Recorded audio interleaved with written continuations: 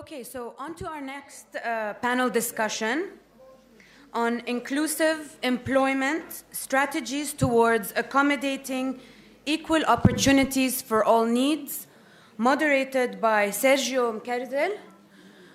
He will introduce the panelists, and if we can try to, sorry about this, remain on schedule just so we don't miss lunch. I think no one wants to miss lunch. Sergio?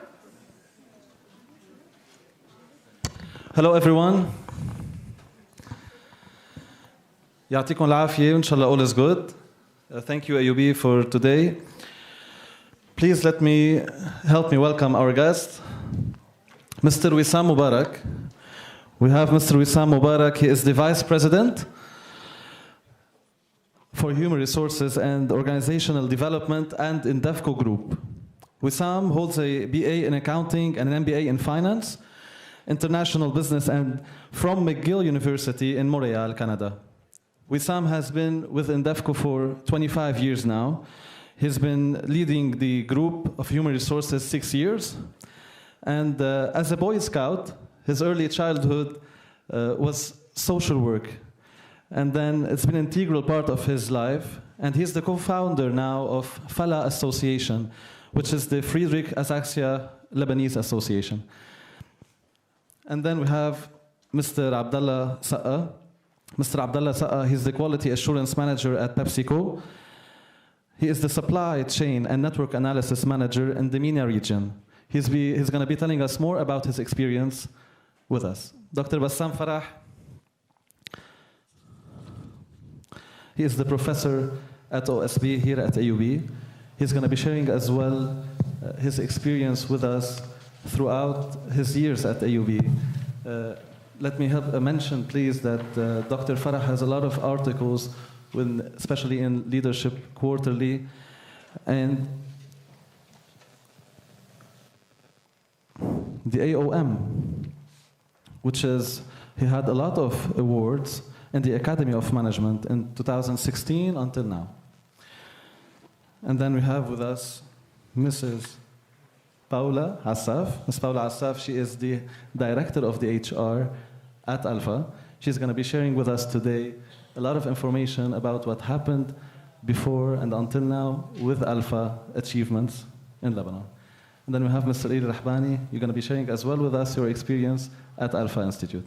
So please, a greeting and a warm welcome for all of our guests.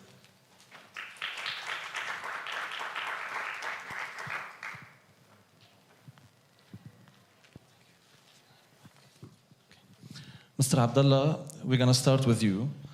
إذا فيك تخبرنا please عن خبرتك. Tell us more about your experience اللي صارت معك. If you could help us, كلنا نتعلم منها. Thank you. هاي اسمي عبد الله سقا بشتغل مع PepsiCo International. Capacity of Operations Director. ب 2010 صار معي aorta dissection. Without knowing what happened and going into the details, I went through the operation. It took us almost 48 hours to finish the operation, and I went out losing my legs. Thanks God, I was able to pursue my career and keep my job due to my a bit stubbornness, maybe. Because I love my job and I'm not ready at any cost to lose my family. Because if one side of the family collapses, everybody will collapse. I was having my baby girl, she was 1 month, and my baby boy, he's 3 years. And when it took place, the incident, I went to the hospital and I was not sure I will come out alive. Because I heard them talking, the cooler, take him to the cooler. So luckily, after an aorta dissection, coming out alive, so I felt it's a new life for me. What has happened, I will not think about, and I'm not ready to think about or taking into consideration. I turned the page, and I managed to convince my family that nothing changed, and I was able to do it. Hopefully. After a certain period of time at hospital, I moved to the rehab center. And in the rehab center, I heard via a message on my BlackBerry that the company where I was working is looking for a replacement for my job. And they are looking for 3 guys. So it was a bit stressful for me. I took the decision within 24 hours to modify my car, and I left the rehab center and I came to the office. I showed up in the office. And the BOGM was sitting and looking, oh, Abdullah is here. I told him, yes, Abdullah is here, but your office is not ready. I have to access the toilet. I have to continue my job. Life will not stop here. I'm not ready at any cost to lose my job. So being in an American company who respects themselves, once you come and say, I have a problem, and this is my problem, the problem The problem should be solved very, very fast. And within 24 hours, I got a pretty good toilet accessible, and the office was changed, and my desk and all the office was equipped with ramps, so that nothing at all will be changed. And the only obstacle that I was facing, I was traveling a lot. In 2010, I got 167 trips all over the world. Being in India, jump to Nigeria or South Africa. From South Africa, go back to China. So I was handling a big area. I came back and I decided to travel again without any doctor clearance. Did you have the support of the HRs? Did you have the support of the owners? Well, the support of the HR and the owners, being in PepsiCo is, you have a second family. And the HR that we have is one of the top companies, you can Google it. Okay. And the support that I got, they knew, for example, that I need to go for a physical therapy. So everything is approved. My insurance is perfect. Everything is covered. And even when I need to travel on the plane, if I need to take somebody with me, I'm entitled to get somebody support so that I get a successful trip, which is something I didn't take it. I decided to do everything by my own, and I was very successful, continue my way without any obstacles. Even, traveling on a wheelchair, I didn't find any difficulties, It's a dismantleable chair. You can dismantle it. You can jump on the onboard chair, go to your seat. You are always on a business class trip. So get your seat and go to your plant. Actually, I am responsible for 76 plants worldwide. And these plants were not equipped, unfortunately. Most of them in Africa. And in Africa, no accessibility at all. And I imposed, with the support of my HR and my company, being an American company, that your license is questionable if the quality manager did not come to your plant and did the audit. So there should be an accessibility. And I managed to change 76 plants easily with accessibility, with toilet accessibility and everything well. I do not understand now. We were sitting and 3 ministers, I don't know, ministers or deputies, how they are not able to change in 30 wizara, 30 wizara? 30, yes. Around 30 ministry. So 30 ministry, we cannot even access it. If I go to do my ID, this is a small testimonial. I go to do my ID, it's on the 4th floor, there is no lift, there is nothing, to can... Yes. Okay, what to do? I call the lady, what to do? Can I have my fingerprint at the Mukhtar side? That's a shame. No, you have to be here. How can I access, on the 4th floor, I'm on a wheelchair. ولك الله, find some عتالي يحملوك وطلعوك على فوق. I didn't do it. Thank you so much. So we were speaking about the support of the HR. This was how many years ago? This is since 2010. 2010. Yes. Thank you. Mr. Mubarak, when we speak about the role of HR, and we know that Indefco has been a crucial part in Lebanon doing a lot of activities towards this matter. Can you tell us more about the history, about the philosophy of Indefco and what has been done so far? Where are we now at Indefco and where are we going? Sure. Hello, everyone, and thank you for having us on this panel. What is good for the community is good for the company. And what is good for the company, we will do excellently and in a way that enriches the lives of our people. What I just quoted is the introduction of what we call the Indefco philosophy. This was laid by the founder of Indefco, the late George Frame. So community service has always been an essence of our raison d'être since the last 65 years, maybe. But we never gave a big importance to inclusion in terms of people with physical disabilities. This was always translated in terms of job creation, social work, establishing NGOs, etc. And we always dealt with this chapter on ad hoc basis. Despite all this, we probably reached a stage where we had around 40 employees who had different physical disabilities. But it was always an unfocused approach.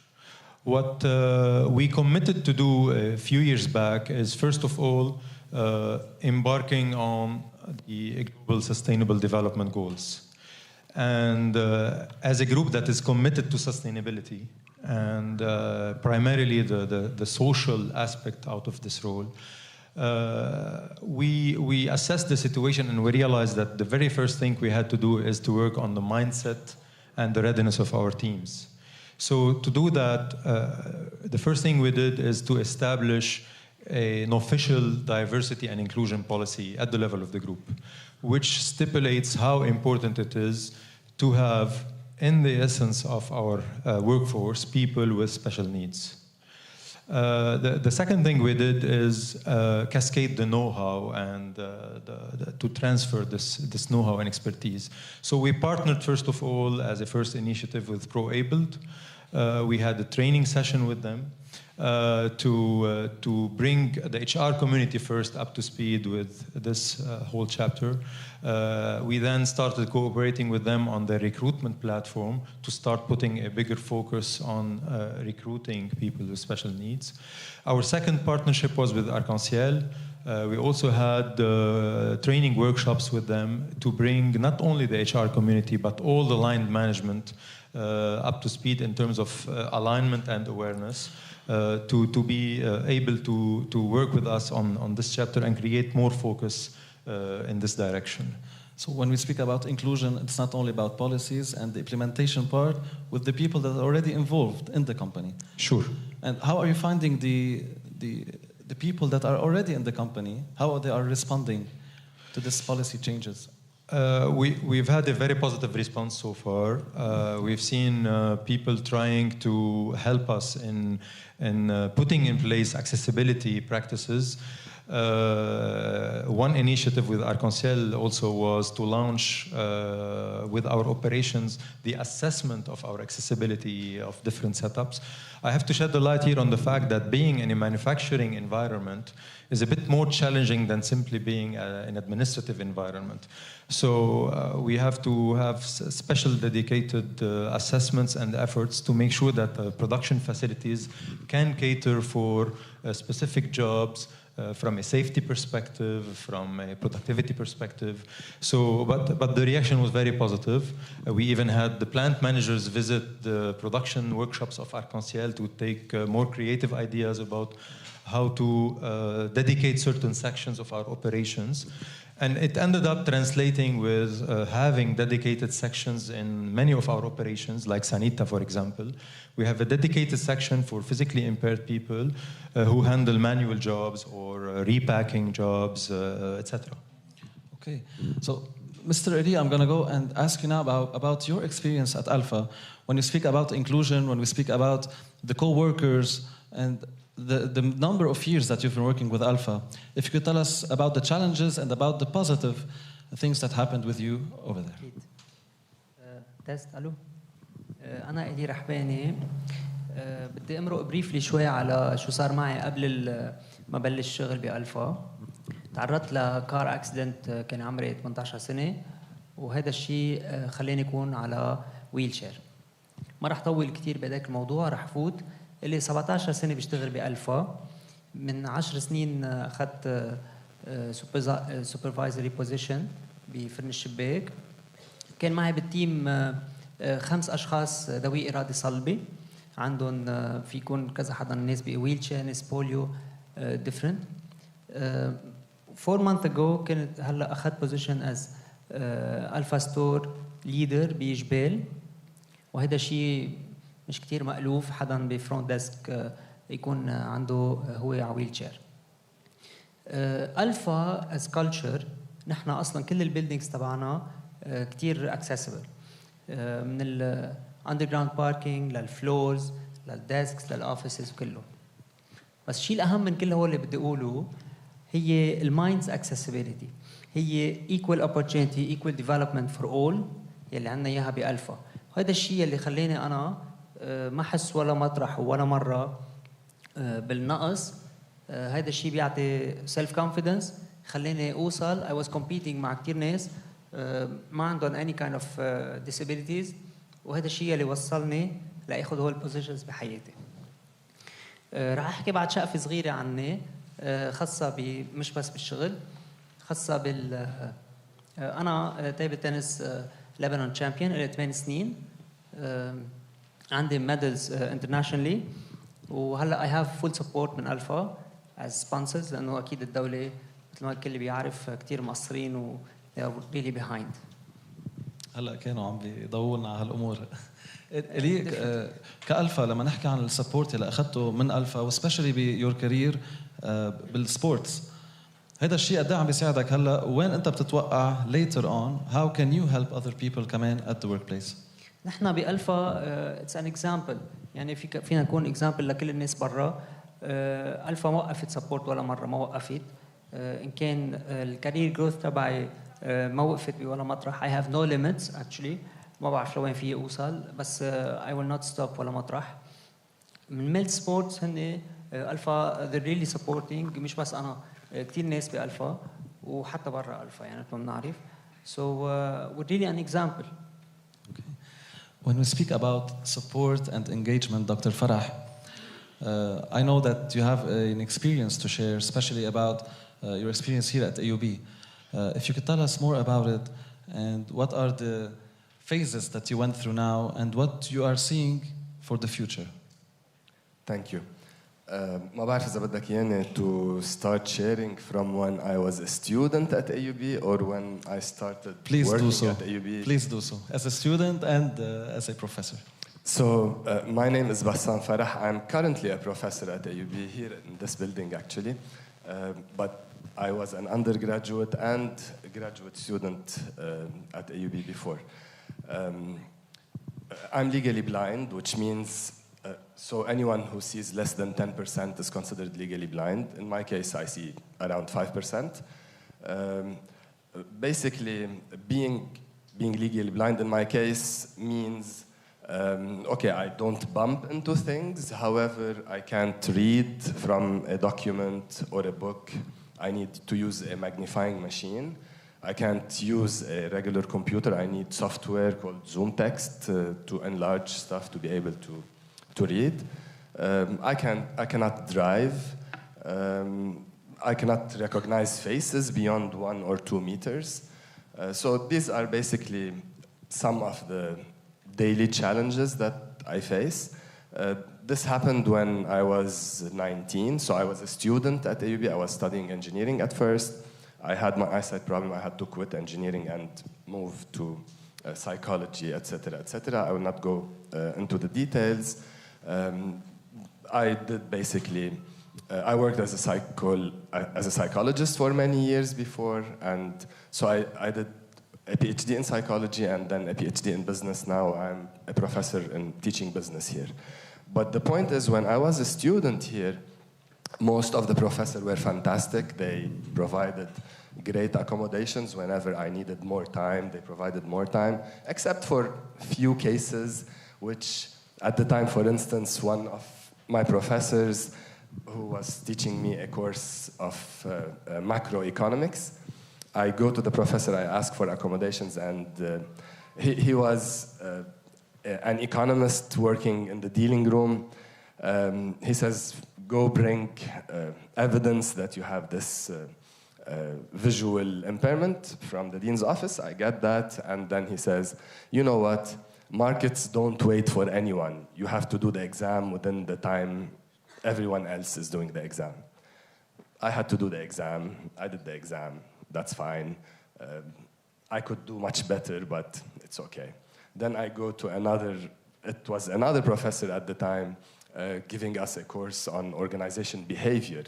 These are the two only incidents that were really unaccommodating among all the other professors who were fantastically accommodating. So this guy says, you all try to game the system, you want more time, etc., etc. You also have to do your exam within the limited time. Even he didn't accept that to provide me with the large print. So I get my little loop, which is very inefficient, read the questions, answer within the same time. Then he comes back after, let's say, 1 or 2 weeks, distributing the exams, saying, you see, you got a 72 on the exam. I said, yes, I could have gotten a 90 if I had the accommodations. So these were some of the challenges that, as a student at the time, I faced, which I don't want any of my students or any of our students to face these days anymore. And that's why one of the things that I'm trying to do, and what ABLE is trying to do, is basically to overcome this, at least at AUB, what we're doing. So that's when I was a student. Now, being a professor, I joined AUB, actually started working here 4.5 years ago. When I first came, so, you know, in teaching, most of the time we use PowerPoint slides to teach. So the projector that was in class, basically, first and foremost, I'm so grateful and so proud that when I applied to work here at AUB, I was not discriminated against because I had an eyesight problem. And this by itself shows how inclusive is AUB in terms of policy and in terms of mindset AUB has become. So these stories, when I was a student, these were like 15 years ago. I'm a little bit old, 15 or 20 years ago. So things have changed a lot since then. Now, when I started, for instance, in class, the projector, the LCD projector, projected like high on the wall where I cannot see these, the words or etc. So basically, the IT department actually changed the LCD projector to a new one that basically has a lens that is movable. I can use my own settings for myself, and other professors can use their own settings for themselves. It took some time to install this projector, but eventually it was installed, and I use it every single week because I teach twice a week. So before, I had to memorize all my slides. I still memorize them anyway, but now it's much easier with the projector. Also, at first, I had my own magnifying machine and my own Zoom text software that I got with me from before. After some time, the university provided a new magnifying machine, a new laptop, because I needed a little bit more powerful laptop because Zoom text slows things a little bit, provided Zoom text software. All these different accommodations are fantastic. Without them, actually, I can do nothing. Like, I cannot read, I cannot write, I cannot do anything without them. So this is basically most of the... Another important thing, by the way, when I was a student, I had to go to the library to do research. I had to go read from books, and, you know, given my eyesight, I needed always someone to go with me to the library to do research. I got great grades on my exams and very low grades on my course projects, like final course projects, because many times I couldn't find someone to help me with the research. Now I've been here for 4 years and a half. I didn't have to go to the library at all, because now we do all our research basically through the internet. I can access all the... It's accessible now, it's easier. All the articles from the internet, and that's through technology, basically. So that's great. Thank you. Examples of, Thank you, Dr. Farah. Ms. Paula, when we speak about Alpha and the policies that you've been 18 years now at Alpha, you've been through a lot, of course.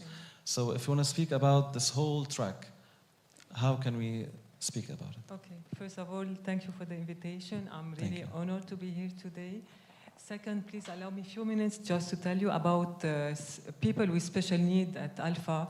In fact, we do not call them people with special need or with disability. We call them people with iron will, because we strongly believe that they have a will that is stronger than iron, and they really bring a huge added value to the company. So because they are loyal to the company, they are perseverant, they are hard worker, because they already faced challenges in their life, so they really know how to give to the company. So at Alpha today, we have exceeded the quota that is stipulated by the law, and our iron will workforce represent 3.3% of our population. We have 31 employees with iron wheel at Alpha, 22 on wheelchair, just to give you an idea about the population. 22 on wheelchair. We have 2 with visual impairment, 1 blind employee. We have 3 employees mentally challenged, and we have 3 employees with hearing impairment. So really the whole population is represented at Alpha.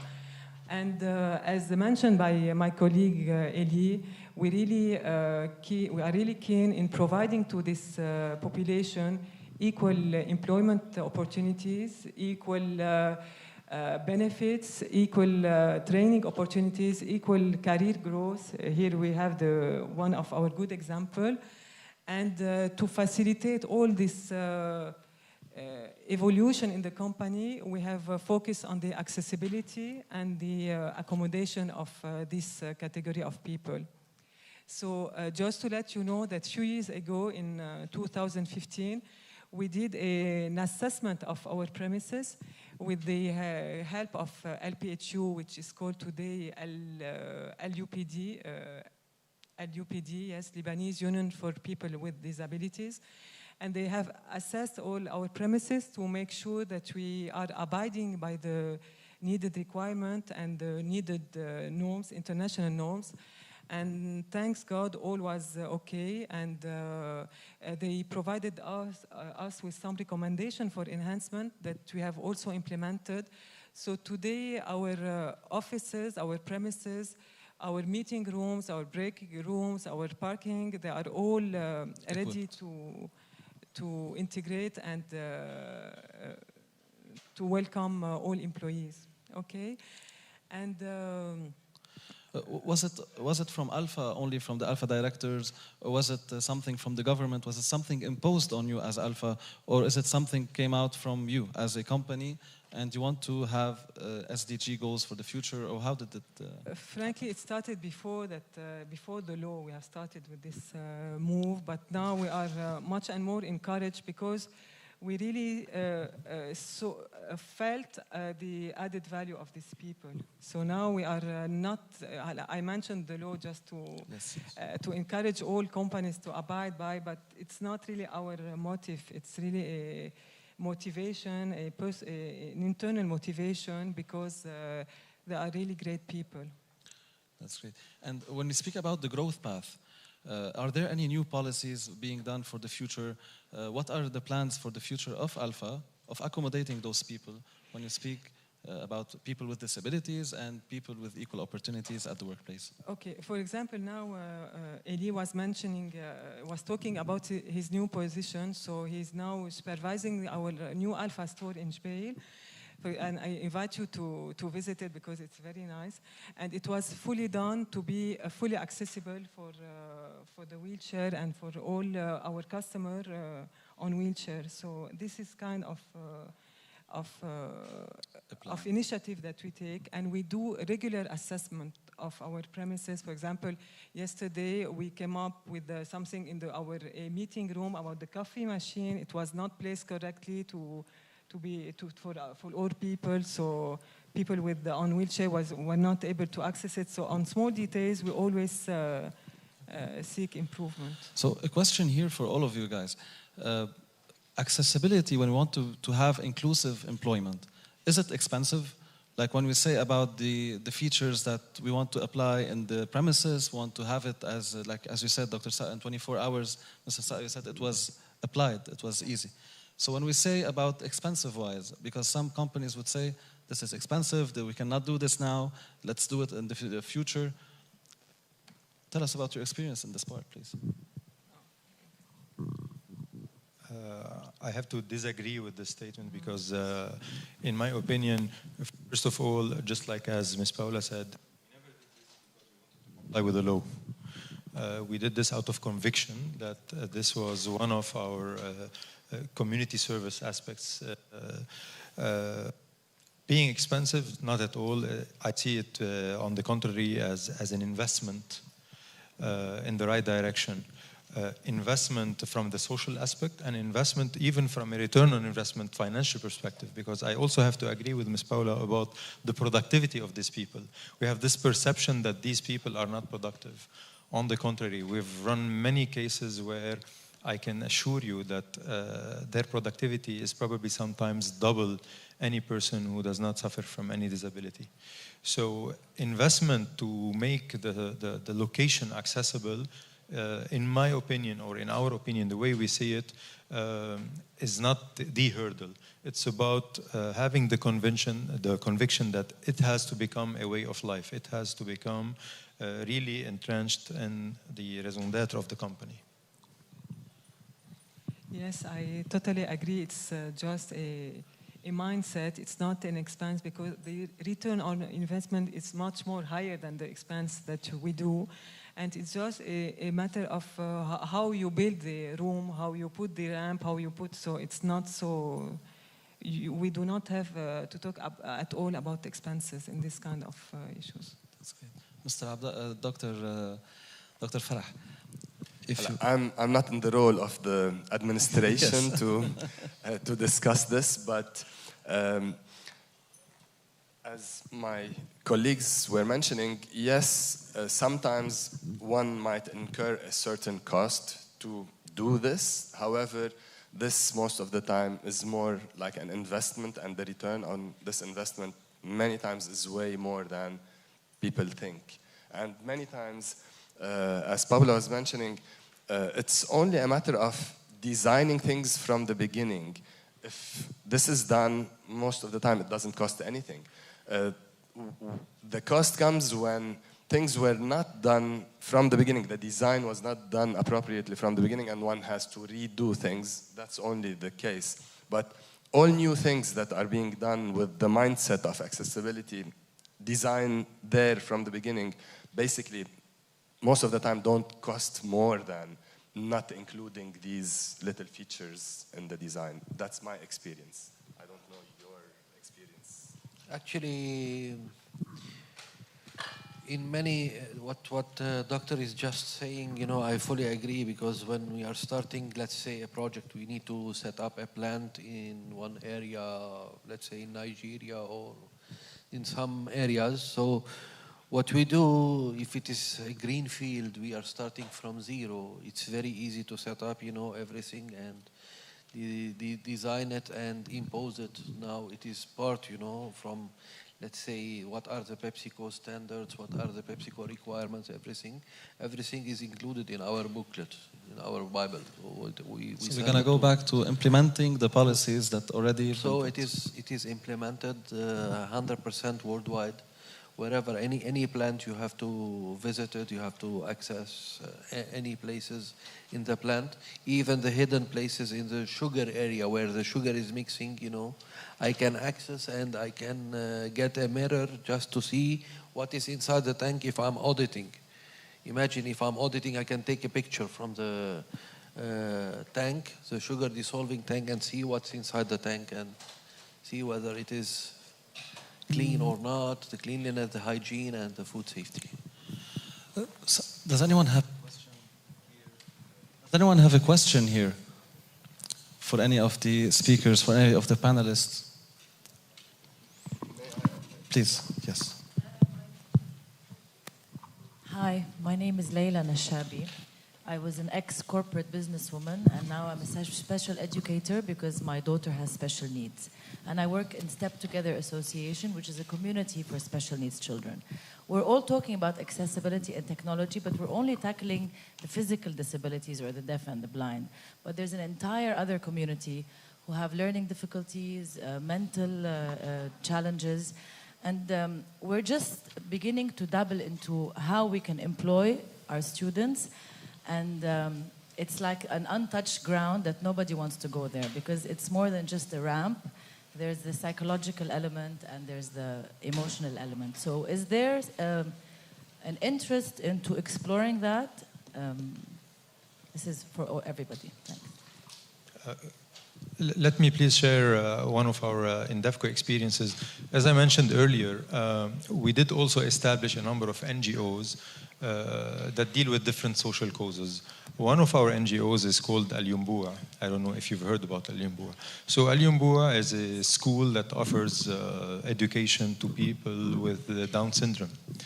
And we were able, for example, to create a special section at Sanita for people coming from Al-Yumbua to be able to do certain specific manual jobs or repacking jobs with their limited capabilities, but to feel productive, to be able to maybe accommodate them in a way to customize the job requirements based on their needs. We have similar other initiatives working directly with NGOs, either that we have established or that with whom we have partnerships. Please, Dr. Farah. May I yes, please. add something? First, thank you for your question. This is a very important and interesting question. Actually, as a professor, in our classes these days, we are not only accommodating students with physical disabilities, like visual or hearing or, let's say, wheelchair or etc. We are also accommodating students with learning disabilities. So one way of doing this is that, as many of us know, different people have different learning styles. Some people are more visual, some people are more auditory, some people are more tactile. So in our courses, we are now trying to develop our courses in a way that will be accessible to different learning styles by different students. In addition to the fact that many times, like, also accommodations are provided to these students in terms of like additional time or other, doing their tests in a separate room because, for instance, they get distracted much faster than others, etc., etc. So there are different kinds of accommodations to different kinds of students, and as some know, at AUB actually recently, like I think 2 or 3 years ago, we had this Office of Accessible Education for students that we didn't have before. Now, any student who has any kind of challenge or disability goes to the office, they get assessed there, and the office sends us, as professors, an email with the required accommodations that we need to provide students with. This is now the official process. Before, we had to, as professors, we had to judge, and we're not the experts to judge this. Now, it is a more, official process that helps a lot. If you want us to discuss what we would like to see coming forward, I would like to say something. Please. First, if our colleagues want Yes, Ms. Paula. Also, just to answer your question, at Alpha, for example, we have mentally challenged people, and we give really tasks aligned with their capabilities, and they are treated according to their needs, if I may say. So they might request more time to do the task, they might request more resting time. It's all customized for their case. And it's not, sorry? Yeah, for sure, for sure. You have 3 places, so in DEFCO, AUB, and Alpha now. Yes, and we really welcome all kind of people. Okay? Thank you. We have time for one final question. Great. So the future plan, as you are saying, the future expectations. As a final 1 minute to wrap up everything, please. So at least here at AUB, I know that basically I know now with ABLE and with all the initiatives that are going on, there's this initiative to make all our websites and communications accessible. So in the past, for instance, announcements or emails for instance, I used to receive emails that were not accessible by screen readers. It's an image, for instance. At OSB, all our communications now are accessible. This is also happening at AUB. Now all the communications are being changed and improved to become accessible. I know that one of the things I would like to see, so we already have an Office for Accessible Education for students. I would like to see something similar for faculty and staff in the HR department, because definitely we need to have this basically AUB-wide, and definitely both can communicate, or the same office can do both at the same time. So that's one of the things I would like to see going forward. Thank you, Dr. Farah. Thank you, everyone. Thank you, Eli. Thank you, Paula. Thank you, Bassam. Thank you, Abdullah. And thank you, Wissam. Thank you for everyone. Thank you. Thank you. And I would like to just, Sergio, if you can take maybe 1 minute just to tell us a little bit more about ProAbled, just in a couple of sentences. So this is the website. It's www.proable.com. This is a website that links people with disabilities to employers. So as an employee to employer, you could register here your account as a company or as a candidate, and then you have the approval from the website. For example, I'm going to put here sign in just for, and then we have this tricky question. Hope I did it right. Okay, so when you access here, you have this platform that will help you to find candidates. We at ProAbled, we have all of the team ready to assist you. You could put here the description that you want, as you can see all over Lebanon. If you want to do any specific age, let's say 45, and you could pick any nationality you want, the job titles. Here you can see them all, and we can add a list to them. It's always being updated. You have time preferences. You have the gender. You have a driving license if you want to have a truck vehicle, touristic vehicle. And as you can see, the work type, the degree attained. And when you search for it, we have all the results. And with the results, you don't have the name of the person. So we have a number, and this number is for us. We have it in our database, and so we are the link between you guys as companies or as employees that want to get hired. So we just add here the job title, let's say accountant, the work location, let's say Jbel, work schedule 9 to 5, salary range, you can put it, you cannot. Benefit, let's say you want to have NSSF plus transportation. I'm being quick here. And then you have the contact person from our team, Mr. Elimata. He's the co-founder of ProAbled. He's here with us today. So we could just send the message, and then we'll be happy to respond to you, and then to link you with the person who is involved with this criteria that you requested. Thank you so much.